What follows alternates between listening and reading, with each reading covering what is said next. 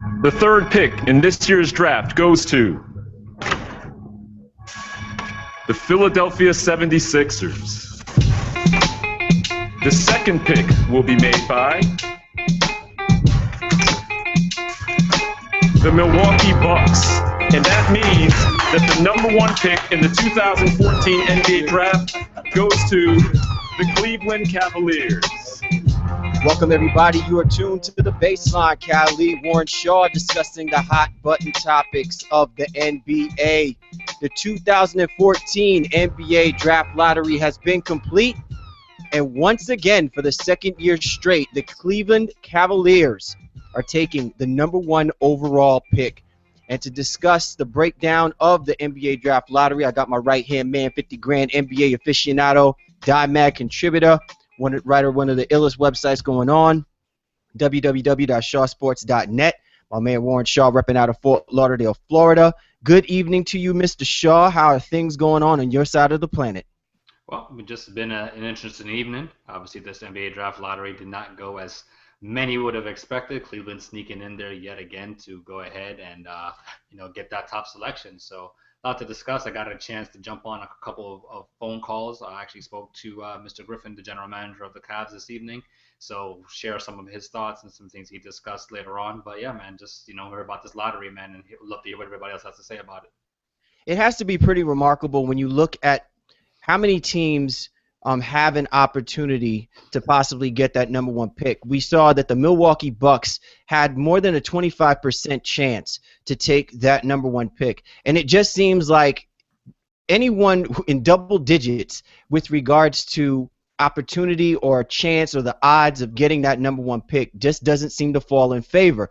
I mean, the Cleveland Cavaliers really did not have that great of an opportunity or great of a shot, but because of the way that the picks went down between the top 10, I mean, it catapulted the Cleveland Cavaliers once again to be one of those top 3 picks. And look, once you're one of the top 3, your chances are as good as any between yourself, the Philadelphia 76ers, and the Milwaukee Bucks. And it was almost inevitable that it was just going to probably happen again where, the Milwaukee Bucks and the Philadelphia 76ers are on the outside looking in whenever the Cleveland Cavaliers are part of the picture.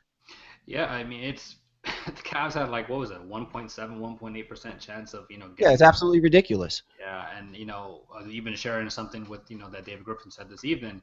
He said something like the joke around Cleveland is that anytime you think something's impossible, you say 2.8, which was the percentage of chances they had when they got the number one pick when they selected Kyrie Irving. So he said, that joke now is going to turn into the 1.7 or whatever it was. Now, as again they struck gold again and got them there, and it is a shame that teams like Milwaukee, Philadelphia, Milwaukee more so than anything else, they really needed this to have the number one selection. Not to say that they could not still get somebody obviously of high talent or high value to quote unquote potentially change their franchise around at some point, but just to have been in the driver's seat to have number one overall with whoever you may think that may be, I feel bad for the Bucks organization and the new ownership. Yeah, Deputy Commissioner Mark Tatum was the one who presented the draft lottery in order, and we'll take you through down the top 14 teams, the 14 teams that were a part of the draft lottery process, kind of break down and kind of give some insight on what we're expecting to see. Is this going to obviously have an impact with regards to the NBA draft, which will take place in about a month's time frame? Sure, when you look at this situation, though, and you see that the Cleveland Cavaliers, this is their 6th time with the number one overall pick. This is the 2nd year in a row. Now, last season, they selected Anthony Bennett from UNLV, which a lot of people, a lot of insiders, a lot of scouts did not project Anthony Bennett to be a number one overall. They probably at best thought him probably to be a 3 to 5, 3 to 5th in the pick.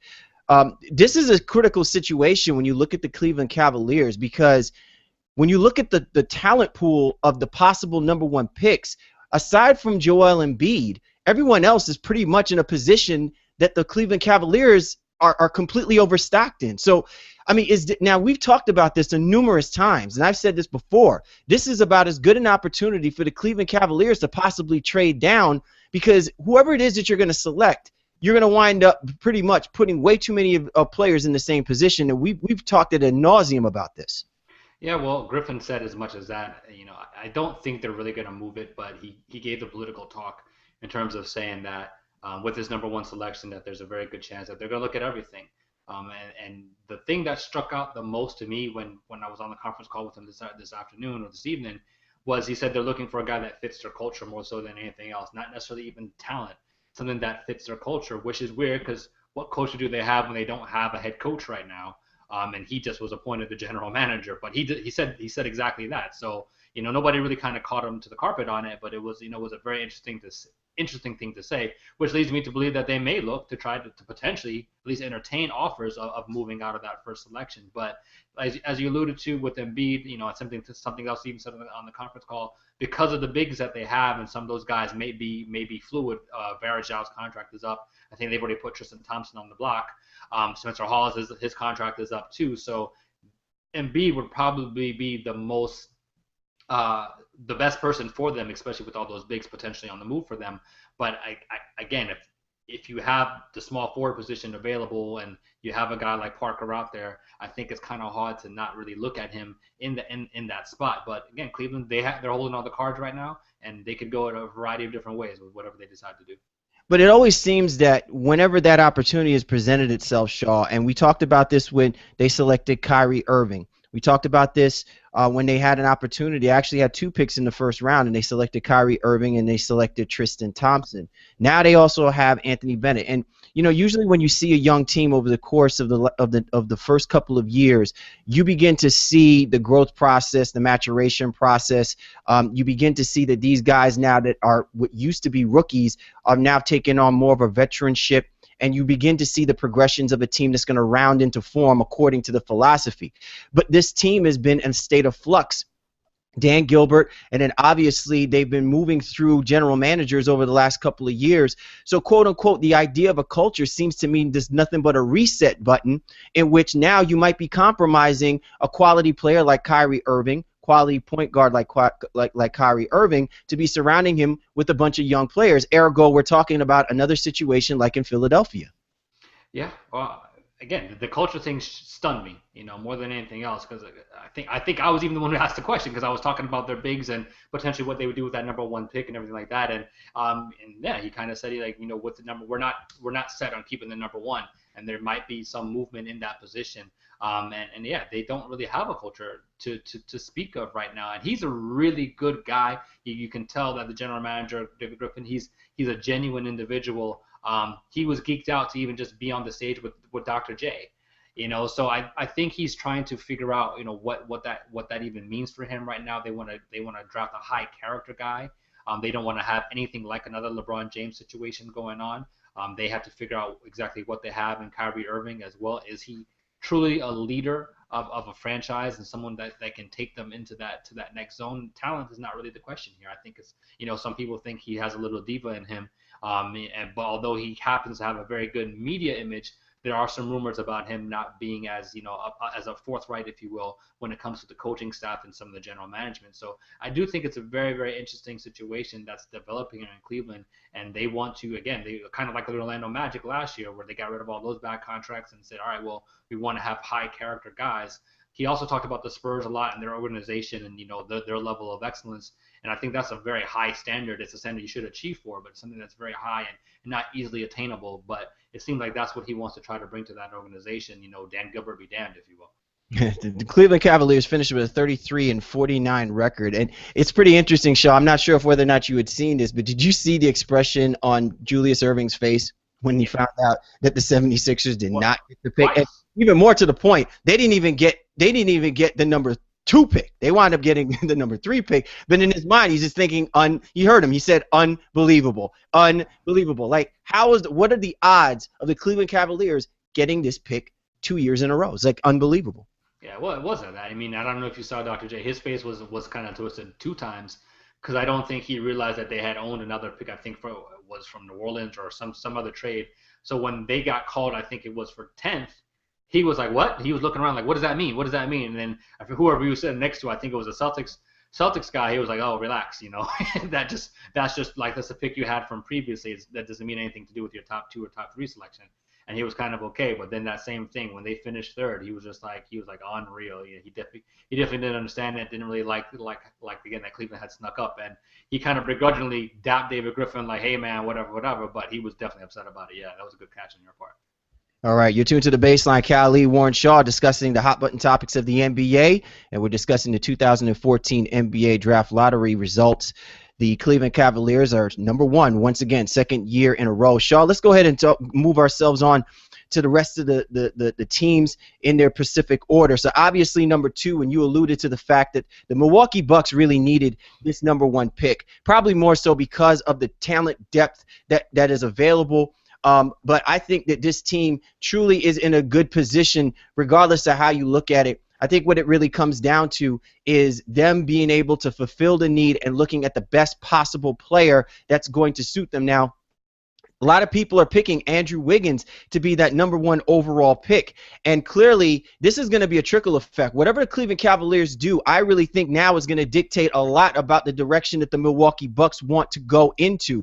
I mean, look, they only have Brandon Knight. The rest of the team is pretty much in a state of flux. They do have some budding stars. I forget the kid's name, Giannis Antetokounmpo. There you go, my man. That's why we're a duo, because I can say the first name and you can say the second name. I don't know if I said it right, but yeah, I know you're talking about Giannis, and then they have Chris Middleton too, at those wing positions. Yeah, so now, and this is a team now under new ownership as well too. So it still has to feel good for the Milwaukee Bucks that they're within the top three, and that they have the fortune of this being one of the deeper talented drafts that they can basically make their selections from. It's almost like they really can't go wrong, even though if they really wanted to, if they really wanted, what they wished for was to be that number one pick. Yeah, I mean, I think what they're gonna have their choice probably, I'd imagine, of Parker and potentially Embiid.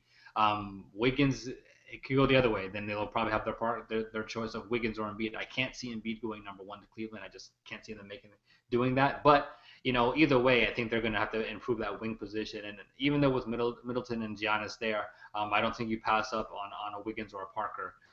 Just because you have those guys. Because Middleton, I think he's going to be a good, solid pro, but not necessarily all-star level talents. And I don't know what his ceiling is actually going to be. Giannis, I think, is going to be a very good, wing defender, slasher. It's going to take a while to get that jumper to be a little bit more consistent. And I think if you can go ahead and get a talent, a superstar level talent perhaps, and someone who can definitely sell tickets, with a Wiggins or a Parker, I think you have to go that route. And Milwaukee should be fine, because they really do need everything. If you think Larry Sanders is going to come back and have a productive year after the disaster that was his previous season, then you're fine at the 5 spot. But the 4, the 3, the 2, and even the 1, again, Brandon Knight's a nice player and everything, but if there was a superstar point guard, I think you don't not get that because of Brandon Knight. But I don't think Marcus Smart or any of those guys are better than Knight right now. So I think Wiggins or Parker will be the way to go for Milwaukee. Yeah, it'd be interesting though, Shaw. What if the Cleveland Cavaliers go with Wiggins or go with Parker?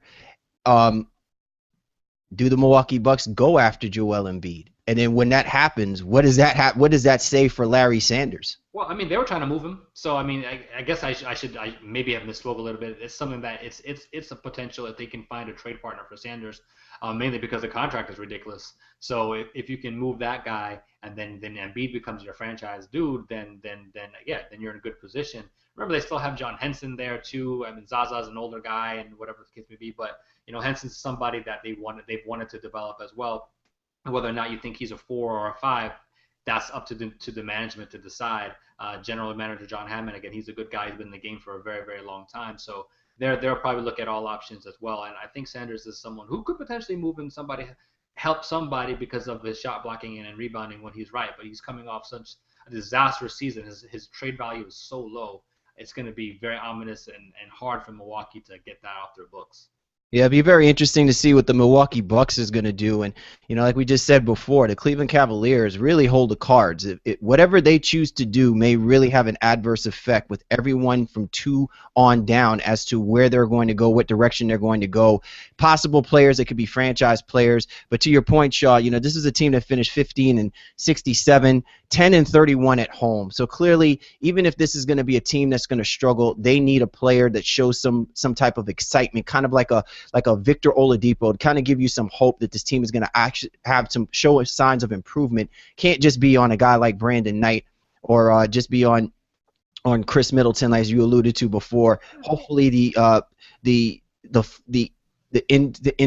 interjection of youth and excitement and exciting basketball will kind of reinstill that confidence for the Milwaukee fan base to support the Bucks team. All right, let's move on to number 3, Shaw, Philadelphia 76ers. This is their third time that they would have had an opportunity to take the overall number 1 pick. Obviously they lucked out when they got Nerlens Noel, but this kid didn't play all last year, so obviously they've got something to look forward to. Hopefully he will be fully healthy going into this summer league, into this off season by the time training camp rolls around. This could be a fortunate situation for the 76ers. It could allow them to actually improve, especially in an Atlantic division in which, it could be a state of flux. I mean, its teams is truly on the downward side, like the New York Knicks, the Brooklyn Nets are definitely a question mark. If the Philadelphia 76ers show signs of putting some pieces together around Michael Carter-Williams, this could be an exciting basketball team that can sneak up on some heads come this year. Yeah, I mean, well, not to be too competitive. I know the Eastern Conference is terrible, but I don't think playoffs are necessarily in their future just yet. Regardless of who they get, and even if Noel develops into something special this season, I just don't think it's something that the Sixers are going to be playoff or knocking on the playoff door at the 7 or 8 seed. But definitely they are in a very interesting position at that 3 spot, because here we are now. What does Milwaukee do? What does Cleveland do? If somehow they take Wiggins and Parker, what the hell do you do with Embiid and Noel? I mean, those are 2 project centers who are both centers. They're not a 4 and a 5 guy. Those are just 2 project centers. So that's a very ominous situation for them that I would not want to be in. And I think they may just skip it all together, and they'd probably go after a guy like Exum or maybe even Marcus Smart to pair alongside Michael Carter-Williams, because their backcourt situation is pretty much dire. Ever since Jason Richardson wasn't able to return from injury last year, MCW was clearly the guy there right now. They traded Evan Turner away, so they don't really have anybody at that 2-3 position that's viable. So God help them, for real, if Parker and Wiggins are not there for them at the 3 selection, because I think if they are, then it's either one of those guys and they go with it. But they have no business taking Embiid and pairing him alongside Noel.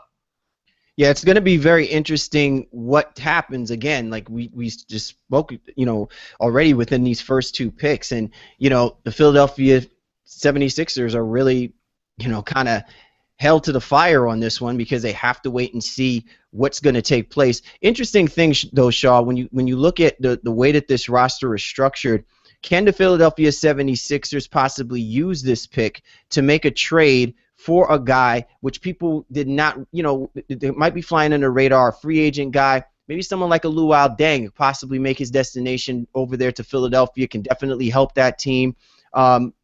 Is there that possibility that something like that can take place if obviously they can't get their man dictated by what happens between the Cavaliers and the Milwaukee Bucks? Well, there's lots of names that they can kind of throw out there, and they want to improve. I think Deng is a guy who's going to cost them a bit of money, and I don't know if they're willing to spend that type of money for the time that's going to take them to develop right now. But yeah, they could definitely move that pick, and especially since they have a second pick, I think it's the 10th pick in the draft too. Pairing those or trading maybe out of the 10th spot, that's the good thing about those teams that doubled up and tripled up in this draft. You can definitely trade down or trade your later pick, and it may still have some value somewhere else. And you can get a veteran guy, a nice piece, Luol Dengish, if you will, to your point. To come and join your franchise, and they definitely need all the veteran help they can get, especially with MCW and Noel as the centerpieces of their franchise. They're going to have some leadership from that. We don't know if Jason Richardson is coming back, so that's something that I think is a very good point by you, that they may trade out of it, but I don't know if they'd use a 3 pick to do it. Probably definitely that second pick they have in the first round. All right, well, the Philadelphia 76ers finished with a 19-63 record, 10-31 at home, 9-32 on the road. They're definitely they're definitely in the search for some quality players, and they may be able to find a few within the draft lottery selections going on in this year's NBA draft. Okay, let's go ahead and move on to number 4, Shaw, the Orlando Magic. The Orlando Magic, though they did not get that number 1 They've got 2 picks in the first round, 4th and 12th. Does this bode well? And this is a team in the Orlando Magic that wound up with a 23-59 record. The one thing that I definitely can see is that they have a talented bunch with Tobias Harris, with Victor Oladipo. Who knows what's going to happen with Jameer Nelson, Andrew Nicholson. They've got some quality players. Mo Harkless.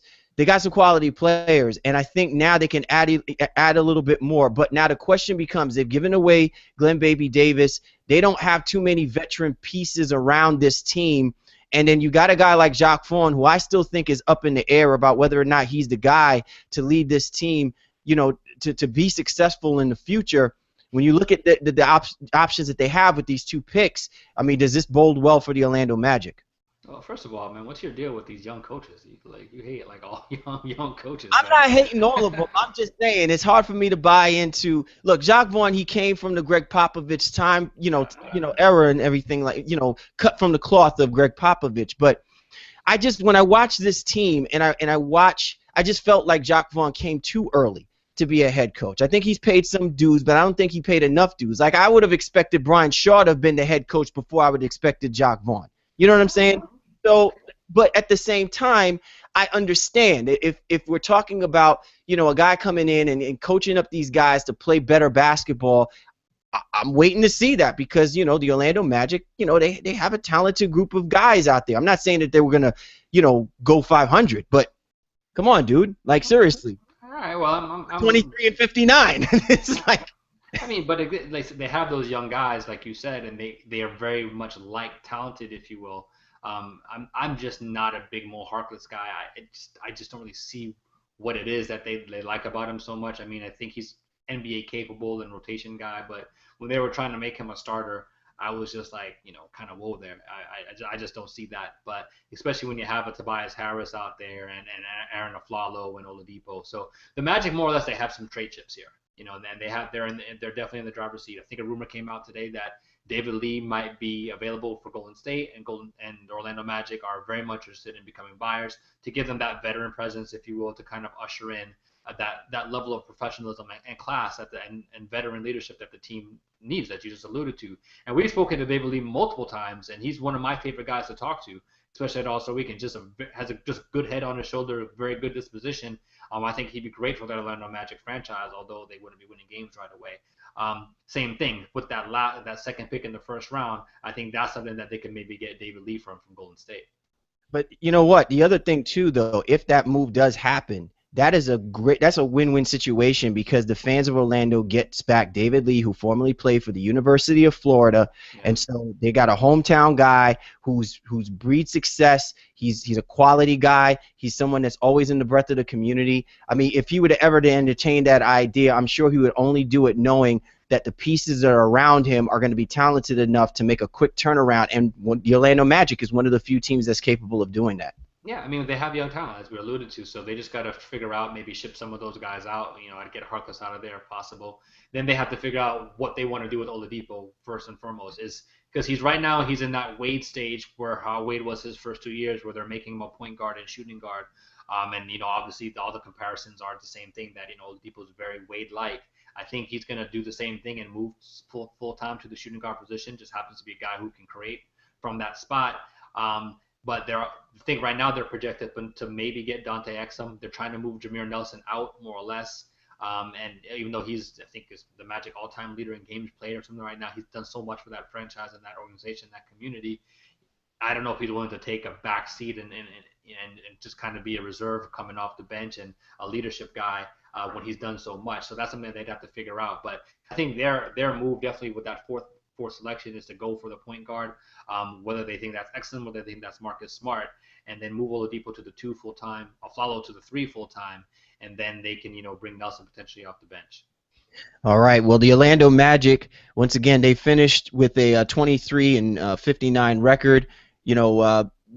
This team is going to definitely be on the up and up, and it'll be very interesting to see what they do with their 2 first-round picks within the 4th and the 12th position. You're tuned to the Baseline. Cal Lee, Warren Shaw, discussing the hot button topics of the NBA. Be sure to check out my man Warren Shaw's website, www.shawsports.net. He provides insight, great article pieces on basketball, baseball, boxing, football, and he also does a little entertainment as well too. So be sure to check him out, www.shawsports.net. All right, Shaw, the number 5 position, the Utah Jazz. They too, 2 picks in the first round, the number 5 and the number 23 pick. Last year they selected Trey Burke as their number 1 overall selection. You know, this is a team now that is in a state of flux. They no longer have Ty Corbin to be their coach, and so this is going to be an interesting transition. Given the fact that they took a chance on Trey Burke and Trey Burke really struggled, his rookie year. But I think that, given the time frame, he's one of the type of guys that I think he's still going to be a quality guy in the NBA. The thing that I question is what did the Utah Jazz do now that they have 2 picks within the first round? They are pretty much going to try to be shocked with these things to Kingdom Come. From their general manager spoke at the NBA Draft Combine, and I was actually watching it, wasn't there, unfortunately, but saw it on ESPN. They spoke to the general manager, and he kept alluding to the fact that they would try to trade both their picks and to acquire a veteran to help this roster move forward. So they have their main goal right now is to re-sign Gordon Hayward as an unrestricted free agent. I think they want to move Alec Burks into the starting lineup, into the starting lineup. And then I think that's what they're going to do in terms of having Trey, Gordon Hayward, Alec, Derek Favors, and Enes Kanter as probably the core 5 of the unit, and then try to get a veteran to provide some leadership with one or if not both of those 2 picks that they have. I'd be very surprised if they kept it. Very, very surprised. Some may alluding to that they may want to try to get an upgrade because of Trey Burke, his size is obviously a little bit diminutive for the NBA. So that might be something that they did. If they was able to keep him, able to keep that pick. But I think, again, they're really definitely looking to move both picks to try to turn that into a solid veteran. Are you truly buying into the front court of Enes Kanter and Derek Favors? Or if you are the Utah Jazz and you can't move those picks, do you look to solidify probably another power forward or another center position? I'm a little skeptical on Favors because I think he got the opportunity. I don't think Kanter had Corbin's trust, and he was kind of in and out of the lineup, and he really kind of came on towards the end of the season this year. When he got some more minutes, for whatever reason, I think there were some injuries that took place, and then Corbin was like, all right, man, just kind of go out there, and Kanter produced. So Kanter did not get the run that I thought he was going to get. Favors got all the run that I thought he would have gotten and didn't really do much with it. So I don't think that they're ready to punt on that, especially since they gave Favors that big contract just yet. And I don't know if they feel within the organization, especially with the coaching change now, that they're willing to try to bring somebody else in to fill either one of their shoes. I think they probably want to give it another go and see what they have after next year. All right, you tuned to the Baseline. Cal Lee, Warren Shaw discussing the 2014 NBA Draft Lottery results. As we keep things moving along, number 6, the Boston Celtics. Celtics hold 2 first-round draft picks, one of which they got from the big trade over the course of last summer when they moved Pierce and Garnett to Brooklyn. Shaw, when you look at this Boston Celtics team, they've got obviously their quote-unquote franchise guy in Rajon Rondo. What do you do here? I mean, this is obviously the depth pool is there. I know that there's been speculation about whether or not they really want to still, they want to try and move Jeff Green. I mean, there's a lot of ways that the Boston Celtics could probably go with this. Is this a situation where based on where these picks fall for them, or do they look to probably trade themselves out knowing that they're going to figure out a way to still keep Rajon and try to use the pick in order to get a veteran player on that team? Well, just like our man Francis came on our Western Conference Finals preview and created the hashtag, found money. I wanted the Celtics to create the hashtags Green and the sixth. Basically, trying to package Green and the sixth to anybody who would take it to try to move up, move down, whatever the case may be. Green and the sixth. I think that's what Ainge has to do to try to move the Celtics franchise forward. The Boston Celtics were the second team I actually was on the conference call for after the lottery, and Ainge said that they were disappointed. They understood that this was a definite possibility that they could end up in that position, exactly in the 6th position. They were just hoping that they would have moved up to maybe 4 or even obviously to potentially winning it, and it just didn't happen for them. but I think he did everything that you would think he would in terms of he stayed true to his word. Oh, there's not a franchise changer in the draft. I mean, it was cliche after cliche after cliche, even to the point where we may keep the pick, we may move down, we may move out of the draft altogether. We may try to trade it to whichever team to bring in a veteran, like everything. And he said the only thing that he said it was consistent is that if they kept both picks or one or two of the picks, is that they would draft talent and not necessarily a position. I think he's come off that stance where he said he needed a rim protector. He's just going with he wants the best talent available. But again, there's no telling what Ainge and Celtics are going to do with their 2 picks in the first round. Yeah, it's as you start getting past the fifth, after the 5th pick, now it just really becomes a quandary. Unless you're a team that truly is going to believe in the fact that wherever it is that you're going to have your selection from, you're going to be satisfied with that pick because the depth is there. But when you're the Boston Celtics and you've got a franchise player like Rajon Rondo, you have to keep in mind that your rebuilding process and your turnaround time frame is just literally it's minuscule, literally. I mean, because if not, then you have to consider the idea of possibly moving Rajon by the trade deadline come next season. And so this is one of those situations and scenarios where I think now Danny Ainge and his decision-making is going to be on the clock, where he's really going to have to make moves. If his intent is that he does not want to be in that 6th position, to figure out a way, to your point, to package Green, whatever they got to do in order to put themselves in a better position to select a player that they truly believe can either pair up with Rajon Rondo or can truly allow this team to turn around. They've got some quality guys, Kelly Olynyk, Jared Sullinger, albeit though I got to tell you, Jared Sullinger is a real big question mark for me. As talented as this guy is, he to me is starting to play out to be like a Greg Oden type guy where you don't know where these injuries are going to lead to in the next couple of years for him. He doesn't keep himself in shape. And so this is one of the drafts where you could look at the power forward center position being pretty stocked. You can take a young guy like Gordon out of the University of Arizona, probably plug him in there only because of the fact that I question Jared Sullinger's health situation. Yeah, I think Randall's somebody else that the Celtics could potentially look at that position. Sullinger seemed to, I think his dad, it wasn't him himself, I think his dad had said that the Celtics were trying to bolster the 5 position so that Sullinger wouldn't have to play it as much. And I guess what they're trying to allude to that is that he's kept on the weight, which is obviously affecting some of his health issues. Not all of them, but it's affecting some of them. And that he no longer has to be as heavy because he's not going to be playing the 5 anymore. He's going to be exclusively playing the 4. He's working on his jump shot. He's shot a lot of threes this year, which I know I didn't really care for too much, but that seems to be a trend that's going to continue to move forward. And if that's the case, then he's going to try to lose some of that weight, and then they would just move on from that. I just it's hard to see that. It's hard to think that he's not going to really pan out if he can lose some of the weight and really become a stretch 4, and hopefully his injuries come down. But I can definitely see your point. I think Greg Oden might be a little bit of a harsh comparison because he's definitely played more times than that. My bad on that one. I didn't mean to throw him over the deep end on that one. All right, but Sullinger is definitely a guy that the Celtics have in their future, and somebody that has some value around the league and could be moved. And obviously they're rumored to Kevin Love as our 28 other teams are, but he's somebody I think could be moved, especially if he shows some moxie this summer, loses some weight and comes back into preseason, definitely in much better shape than he has been to start his career. All right, most definitely. All right, let's move to the number 7 position, the Los Angeles Lakers. This is their 3rd lottery pick. The last time that they had a lottery pick, Andrew Bynum in 2005. Now, people can say what they want to say, but they wound up with 2 championships with this befuddled, embattled big man who many people had thought was supposed to be the best in the bigs. And one thing I will not question is that the Los Angeles Lakers, when they look for their talent, wherever they're positioned, they will get their talent. So how confident do you think that the Los Angeles Lakers will be knowing that they have the 7th pick? Well, they need bodies. That's another thing Kupchak said at the draft combine. He said more than anything else, they need players on their roster. They only have 3 under contract, 4 if they were to, I think, take the option on, I believe it was Nick Young.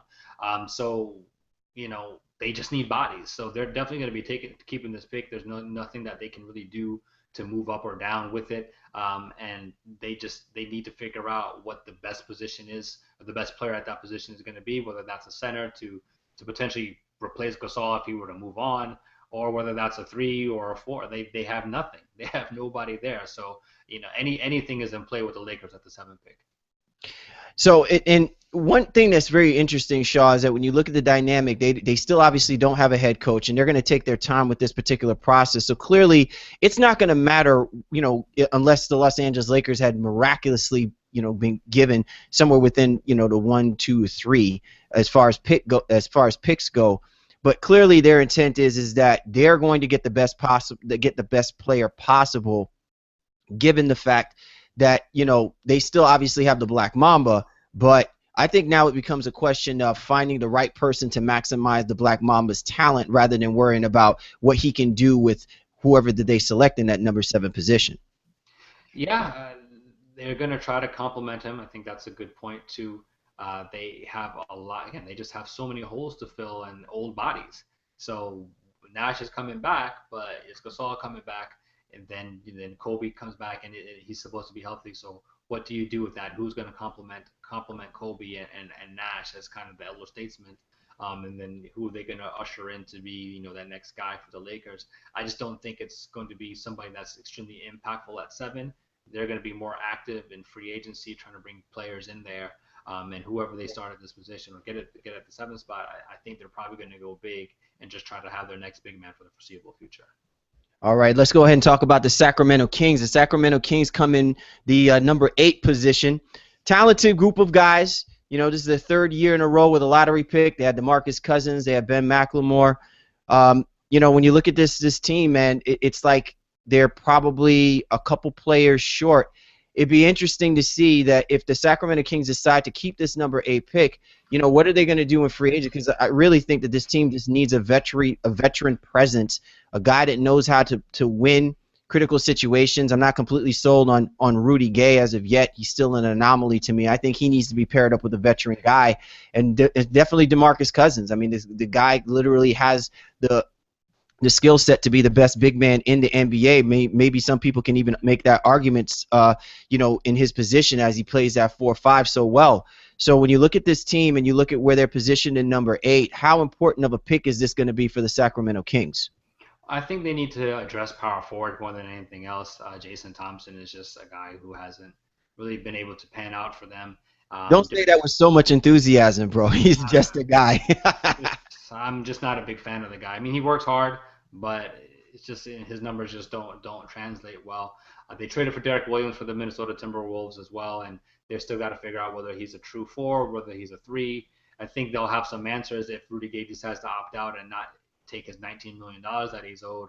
Then that frees up some space, and then Derek Williams probably slides into that 3 position. So I think that Sacramento's looking at the 3-4, regardless of whatever they do here, and then potentially, like you said, to maybe get a veteran or something like that to come in and help this team. They have Reggie Evans, who's obviously a vet. Travis Outlaw's a vet, and they also have Jason Terry. I think he has 1 more year left on his deal, and I don't know whether or not they're going to try to buy him out or not, but I don't think that's the situation he wants to be in. And I think this is something that the 3 or 4 position is where Sacramento needs to address some of their issues. Most definitely. You're tuned to The Baseline. Cali, Warren Shaw, discussing the hot button topics of the NBA, discussing the 2014 NBA Draft Lottery results. All right, Shaw, let's go ahead and move forward to number 9. The 9 pick, the Charlotte Hornets. Yes, I said the Charlotte Hornets, not the Charlotte Bobcats. But when you look at this team, made the playoffs, gave the Miami Heat a run for their money. They just need bodies. And clearly, this is a draft for them to attain something of an semblance to start, putting some depth on that bench. And someone young, athletic, somebody that can put the ball in the basket, probably someone that could play good perimeter defense. I mean, they can go a variety of ways here. Charlotte Hornets are in a really good position to have a lottery pick given the success that they've gotten just this past season. Yeah, definitely. I think they need answers between 2, 3, and 4. Gerald Henderson, Michael Kidd-Gilchrist, and Josh McRoberts were the guys who manned those positions last year for them. And as much as I love McBob, and I even have a little bit of respect for Gerald Henderson, I'm just not a big fan of MKG. So they need to do something across the board there in those middle positions. They're obviously straight with Kemba and Jefferson. Zeller is a guy who looks like he's going to be a nice, solid player coming off the bench. So for Charlotte, I'd be looking at a guy like Aaron Gordon, if he's still around there, or maybe even Sarek from the international guy, to maybe come over and help the Charlotte roster. But they have definitely a lot of options and some holes they need to fill bench-wise and even in their starting position. I think they can upgrade there. Do you think that that especially for them that they're going to look to try and possibly go big in their later rounds? I know we're probably getting a little bit too far ahead of ourselves, but if they decided to trade down, would it be with the intent to possibly look at getting someone that can help back up Al Jefferson, given the fact that this guy logged in a lot of minutes? He's been he's been hampered by some injuries over the last couple of seasons, and given his performance in this NBA playoffs, given the performance that he helped propel this team in the second half of the season, I'm sure that they can definitely use a veteran presence to back him up to keep those minutes down so that he could be fresh, because him and the combination of Kemba Walker were lethal this year. Yeah, they definitely need to do that. I don't think Biyombo was really much of a presence because he's just so defensive minded and doesn't give them anything offensively if Jefferson's off the floor. So whether they address that through the draft or whether they address that through free agency, it's something that they definitely need to figure out moving forward before next season. So if they want to improve and definitely capitalize on the momentum that they built by making the playoffs this year, and obviously with the name change back to the Hornets too, they definitely want to make a splash. So many things they could do. I think they have some money. I think it's $44 million that they have in committed cap space next year, so that gives them the option to get a guy in the $10 to $12 million range per se if they need to spend some money. All right, so now let's go ahead and talk about the number 11 position. The 10 was also held by the Philadelphia 76ers, but in number 11, the Denver Nuggets. This is their first lottery selection since 2003, and I think we know who it was that they selected at that time, Mr. Carmelo Anthony. So when you look at this Denver Nuggets team, Brian Shaw, second year, they have an interesting bunch. I consider them a motley crew because this team a year ago, probably under George Karl, would have enjoyed the whole run and gun type of offense. Clearly, Brian Shaw had to regress to that point because he couldn't get these guys to buy into the triangle style type of offense. You look at what's going to take place here with Brian Shaw. Listen, there was even talk that Brian Shaw was being considered possibly for the New York Knicks head position. So now there's like a whole lot of stuff that's going on. I mean, you're in the number 11 position. It's a lottery pick. I mean, do you make sure that you solidify keeping Brian Shaw happy? And then how much are you looking at with what the Denver Nuggets will do with this number 11 pick? I think this is the biggest question of the draft more than anything else, because they have a solid roster. They have a lot of money committed to some of these guys. They didn't get a fair shake last year because Gallinari was hurt, and they may potentially need a true starting center, but Mozgov really came on for them last year, so they're probably going to give him another shot and say, all right, man, let's see what you can really do for us, because I think he has 2 years left on his deal. So I see them potentially drafting somebody, maybe a Euro, and not even bringing them over for a while, perhaps. Or again, like say, trying to trade out of that spot. Maybe they can try to get an upgrade if they trade maybe they traded Wilson Chandler and the 11th pick, or something like that to try to get an upgrade at some other position. They are very much a wild card in this position, but I don't think they're going to do much with that 11. Shaw, when you think about it, when the Denver Nuggets had an opportunity to move Kenneth Faried to the New York Knicks and the trigger didn't get pulled, knowing now that they're a lottery pick, I mean, does that kind of hamper them just a little bit given the depth of this particular draft? No, not necessarily. I think they're happy they didn't trade Faried. He didn't really play well for the entire season. He played kind of in spurts, but that last month he tore things up, and I think he really impressed Brian Shaw as a coach. And I think he's gained the confidence in him now to definitely want him to be a part of this roster. And now they're talking about extension for Faried. So it's just one of those things, the ebbs and flows. And I think Faried is a hell of a lot better than Iman Shumpert, who they would have traded to New York to get. And I think that would have been definitely a mistake for them. So Faried is definitely someone they can build around. I think they're going to do exactly that. Just with the 11th pick, I think they have some options. They can trade it to a team who does not have a pick, a la the New York Knicks, and maybe kind of have an IOU, if you will, for something later on. All right, you're tuned to The Baseline. Khalid Warren Shaw discussing the hot button topics of the NBA. Be sure to check out our normal podcast, our weekly podcast, where we discuss the hot button topics of the NBA. We are available on www.spreaker.com. We're also available on Stitcher Radio, on iTunes, and you can also catch us on Mixcloud. Just put the show name, The Baseline, and you'll be able to get us tuned in, get your headphones on, and get you locked in with everything you need to know about the NBA. All right, Shaw, The Minnesota Timberwolves fall into the number 13 position. The number 12 position was the Orlando Magic. Timberwolves at number 13, and man, let me tell you something. This now has to be a glorified pick given the circumstance with Kevin Love basically saying he's ready to opt out. He has no intentions of coming back to Minnesota. So now Flip Saunders and the boys are on the clock. They're gonna have to make good on this pick. If not, then everything can basically go haywire for this team. Well, same thing. They definitely need to address that 2 and 3 position. Kevin Martin was very good for them, but is forever injury prone. And then at 3 position was a disaster. And Corey Brewer's a solid player, but I just don't think he's an NBA starter for 80 games of the season. So I think that's where they're going to be looking to figure out what they're going to do here. Maybe even get some help behind Rubio. They had a plethora of backup point guards last year, and Barea and Shved and some of those guys, but I think they may want an upgrade there too. And I think whatever they do with Love, I think they're going to try to get either young guys back or even somebody that can fill his position right away. So I don't know if they're necessarily going to draft a power forward or somebody in that mold right now to pair alongside Pekovic. But I think, again, the wing position is what they have the biggest need for. Whether Love is there or not, then they can try to move forward after they trade Kevin Love, or assuming they do trade Kevin Love, see what they have, what that trade brings them back, and then address the wing. The Minnesota Timberwolves finished with a 40-42 record. Shaw, how many years is this team going to continue to go through mediocrity or less than mediocrity? I mean, we could put this on, things just didn't work out because they were just laced with injuries throughout the course of these last couple of years. But, when you look at the talent, I mean, last year, Rubio just really had all around just a disappointing season. I know he's coming off of that ACL injury, but, he didn't perform nearly to the level I think that they were expecting him to. And so whatever they choose to do here in this 13th pick is obviously got to be eye candy. It's to reinvigorate people's aspirations and their hopes that this Minnesota Timberwolves basketball team is going to be back on the up and up, because they suffered through this knowing that they gave up Kevin Garnett so many years ago. They got Kevin Love. It took so long before Kevin Love now became quote unquote a mainstay, and now he's ready to bolt. So it's like back to square one with this team. Well, the other thing to consider here with this 13th pick, that it very well may become somebody else's. So especially one of these teams, Lakers, Boston, even Cleveland, they're all rumored to Kevin Love one way or another. So maybe they punt and say, hey, we'll give you, if it's Boston, we'll give you Green the 6th, and then, give us Love in the 13th. I mean, again, obviously, that's a little bit ridiculous, but we have to work out the logistics of that.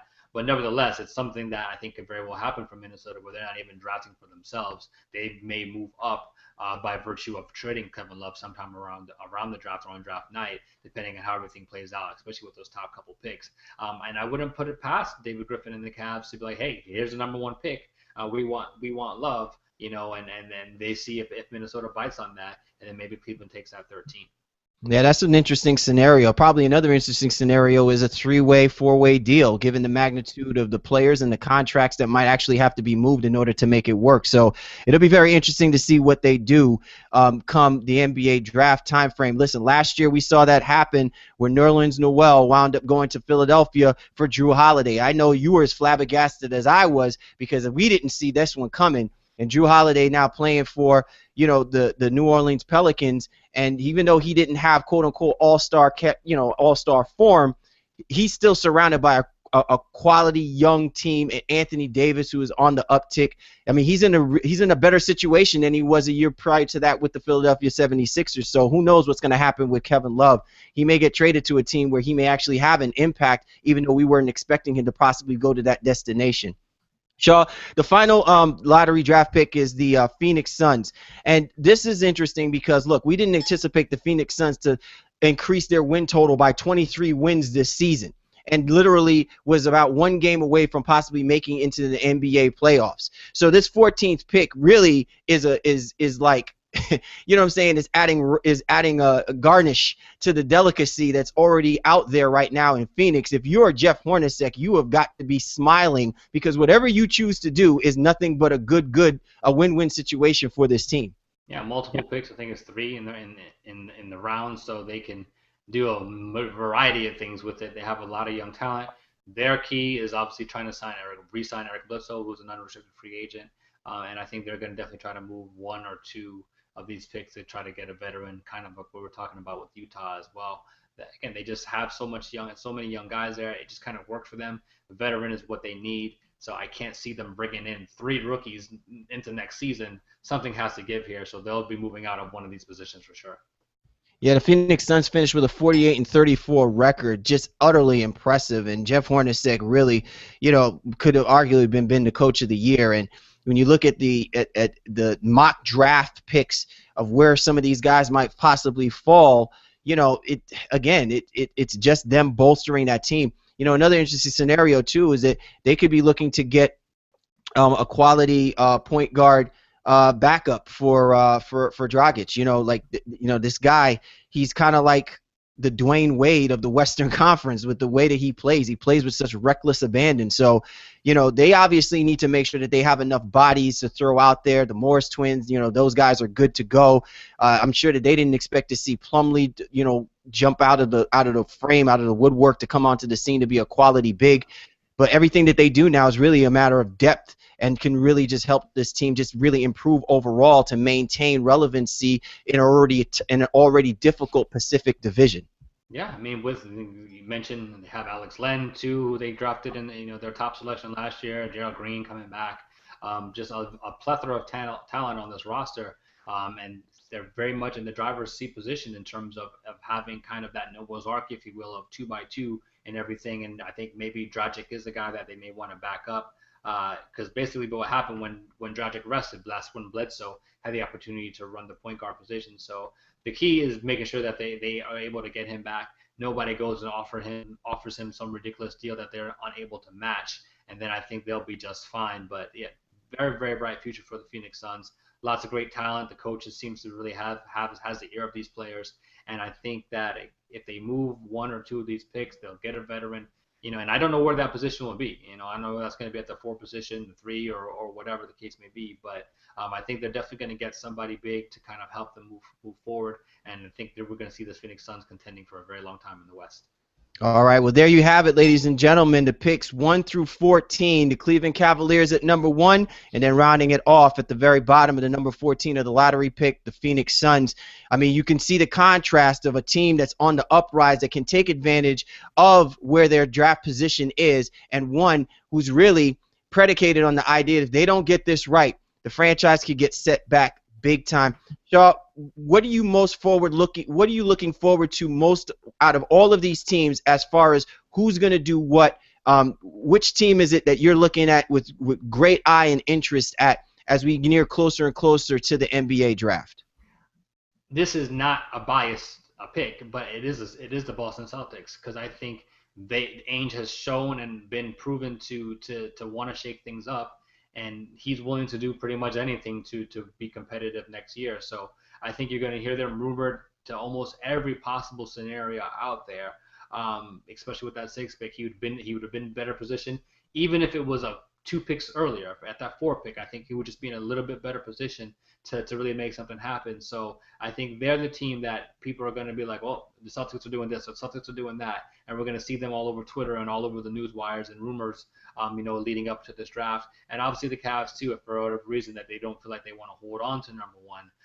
But I think Boston is just going to be all over the place as this NBA draft approaches. All right, well, there you have it. My man Warren Shaw breaking things down with the NBA draft lottery results. And, of course, you know how we do here on the Baseline every single week. You can catch us Monday nights, 9 p.m. on WBAD Sports Talk, WBAD, The Bad Tomato. We do our thing for our people out there in Washington, D.C., but also continue to listen to us and catch us on Facebook, catch us on the Twitter feed. Make sure that you get at my man Shaw, at Shaw Sports NBA, and you can get at me at GameFace Lee, or get at the show's Twitter handle, at NBA_baseline, hashtag the baseline. Let us know what you think about your favorite team and where your team is positioned in the draft process and what your expectations are going to be. We're going to be talking about it as we continue forward, getting closer to the NBA draft. So for the Baseline, my man Warren Shaw, Cal Lee, we appreciate you guys tuning in. It's the NBA draft lottery results. The NBA draft is upon us. Get ready. Things are about to get shaken up. We'll catch you guys next time on the Baseline.